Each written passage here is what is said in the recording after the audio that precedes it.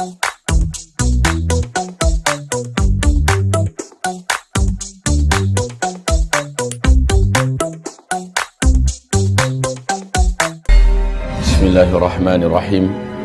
Assalamualaikum warahmatullahi wabarakatuh.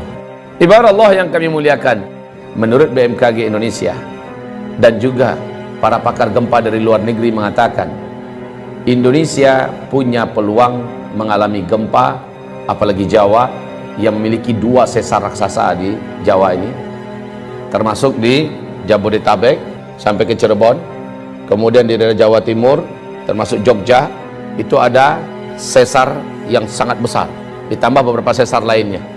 Ini kalau terjadi gempa yang dahsyat, diperkirakan sampai 9,5 skala Richter. Akan seperti apa nasib kita ke depan? Allahu a'lam. Kita hanya berdoa dan berharap semoga tidak, semoga tidak. Saya juga berharap demikian dan kita aminkan bersama-sama. Mari, amin ya rabbana amin. Kulali, seorang pakar gempa Australia, baru saja menyampaikan bahwa ini bisa menimbulkan tsunami setinggi 57 meter. Tsunami ini akan mengejar sampai seluruh Banten sampai ke Jakarta.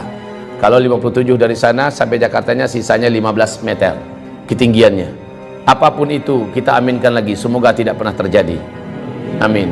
Tapi mereka bicara bukan orang-orang bodoh. Mereka adalah pakar dan ahli. Ketika mereka memperingatkan, maka layak untuk kita mengambil kesiagaan. Saya hanya sarankan pada kita yang mampu menghentikan bencana yang sudah diprediksi perkiraannya hanyalah Allah Subhanahu wa ta'ala. Kalau begitu, ambil cara bagaimana Allah bisa mengalihkan atau menghentikan rencana bencana yang akan terjadi itu. Caranya gimana? Nabi sudah kasih tunjuk kepada kita. Pertama, lakukan taubat massal. Indonesia harus bertaubat. Dari apa bertaubat? Indonesia harus umumkan taubat ini kepada Allah Subhanahu wa ta'ala, pemerintahnya, ulamanya, ya. Apa yang harus masyarakatnya diajak? Yang diajak taubat itu adalah negara Indonesia ini dengan rakyatnya. Satu, hentikan menzalimi para alim ulama. Gus Nur hari Kamis tanggal 27 Oktober dia menerima hari Kamis itu surat panggilan, statusnya sebagai tersangka. Gus Nur menyampaikan dalam bentuk video, dia sampaikan, silakan laporkanlah, sekarang saya sudah tersangka, paling-paling saya hanya ditangkap, dipenjarakan, atau mungkin bisa jadi saya dibunuh, terserah kalian mau buat apa, saya tidak ada takut. Tapi ingat oleh kalian, Allah maha bangun, Allah maha membalas, Allah maha hidup, Allah pasti akan melakukan apa yang akan dilakukannya kepada kalian. Catat oleh kalian, katanya, mulai jam ini, dari detik ini juga kalian catat semua. Kalian akan menyaksikan hal-hal yang tidak pernah kalian inginkan selama ini. Ditindaklanjuti oleh Polda Palu. Yang gempa besar besoknya, maghribnya. Jadi hanya selang 24 jam terjadi gempa besar di Palu sana. Anehnya, semua rumah bangunan gedung yang ada di sekitar rumahnya dan pesantrennya Gus Nur yang ada di Palu hancur. Tapi gedung dan rumahnya, pesantrennya Gus Nur utuh seutuh-utuhnya, berdiri kokoh, rapi serapi-rapinya, sebelah-sebelahnya rata. Masya Allah, Allah kasih lihat.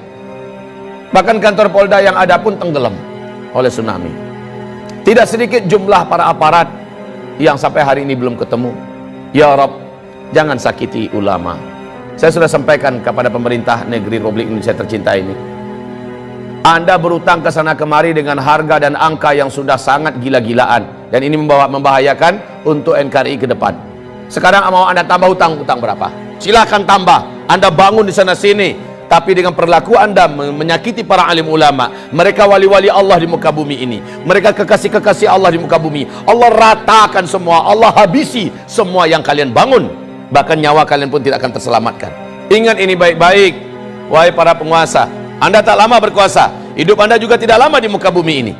Jika para alim ulama tidak Anda perlakukan dengan mulia, ibarat Allah yang kami muliakan, tidak ada rezim yang ada dalam sejarah lalu menentang para pembawa-pembawa dakwah, melainkan rezim itu akan berakhir dengan tragis.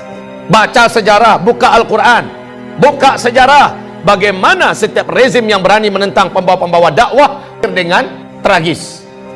Wa kadzalika ja'alna likulli nabiyyin aduwa syayatinal insi wal jin. Musuh-musuh dakwah ini adalah setan-setan manusia dan setan-setan jin. Demikian Allah firmankan, yuhi ba'duhum ba'da zukhrufal qawli ghurura. Konspirasi mereka sesama mereka saling rapat dan akrab dalam rangka memadamkan dakwah, tapi pada ujungnya qul ja'al haqqa wa zahaqal batil. Kalau kebenaran sudah datang, kalau kebenaran sudah diusung dan dibawa, diperjuangkan, yang batil pasti akan enyah. Apa yang kurang dari Firaun? Puncuk dan puncak kekuasaan kekuatan saat itu di tangannya. Negara-negara mana yang tidak takut dengan kekuasaan yang dimiliki oleh Firaun? Kekuasaan yang luas, bala tentara yang banyak, persenjataan yang hebat, media semuanya di tangannya, semua kekayaan ada di tangannya. Kurang apa Firaun? Dan Musa hanya seorang pendakwah biasa. Musa dengan pendampingnya Harun, Bani Israel orang-orang rakyat biasa, tapi mereka bersama Allah yang Maha Perkasa. Ketika semakin zalim Firaun kepada Musa dengan fitnah yang bermacam-macam, dengan cara yang bermacam-macam untuk menghabisi Musa, akhirnya Firaunlah yang habis. Bala tentaranya habis, lumpuh semua. Bukan sekedar lumpuh, mati semuanya, ditenggelamkan oleh Allah dalam Laut Merah. Kisah Firaun ini terulang abad demi abad, terus terulang dan berulang. Namrus sebelumnya, Ibrahim yang disasar. Namrus habis, dihabisi bala tentaranya oleh Allah hanya dengan tentara kecilnya berupa lalat. Namrus pun sekarat mampus. Bala tentaranya hebat-hebat, kekuasaannya yang hebat, semuanya habis oleh Allah Subhanahu wa taala ketika menyakiti wali Allah di muka bumi, yaitu Ibrahim alaihis salam, Nabiullah dan Rasul Allah, Abul Anbiya Ibrahim alaihis salam. Nabi Muhammad disakiti oleh Abu Jahal, Abu Lahab. Di Mekah dia petentang-petenteng ke sana kemari seolah dunia miliknya, membangun koalisi dan jaringan internasional kemana-mana dalam rangka menyakiti Nabi Muhammad, menyakiti para sahabat. Habis mereka dibuat oleh Allah Subhanahu wa taala. Maka rezim manapun di muka bumi ini, kalau sudah berhadapan dengan dakwah ilallah, berhadapan dengan ahli-ahli dakwah, para alim ulama, pembawa dakwah, pembawa kebenaran, Allah pasti akan tetapkan in lan tajida li sunnatillahi tabdila. Tidak akan didapatkan sunnatullah itu bisa berubah, tidak akan pernah berubah. Sunnatullah itu tetap akan terulang. Saya tidak tahu omongan ini akan sampai tidak ke telinga para pemimpin dan berkuasa yang sedang memimpin di Indonesia. Saya tidak ingin para pemimpin yang ada, rejim yang ada berakhir tragis. Tugas saya hanya sekedar menyampaikan. Saya tidak punya wewenang apa-apa dalam menurunkan azab. Saya tidak menginginkan azab turun ke Indonesia ini. Saya ingin pemimpin kita memimpin dengan baik dan benar. Roda kepemimpinan pemerintah berjalan dengan baik dan benar. Masyarakat hidup dengan makmur, sejahtera, tertanggulangi masalah-masalah berat kehidupan mereka. Agama juga terjaga dan terawat. Maka baldatun thayyibatun wa rabbun ghafur terwujud. Ini yang saya mau. Tapi ketika yang dilakukan kebalikan daripada itu, maka inilah firman Allah Subhanahu wa taala di surat Al-A'raf ayat yang ke-96, walau anna ahlal qura amanu wattaqau la fatahna alaihim barakatim minas sama wal ard walakin kadzabu fa akhadnahum bima kanu yaksibun.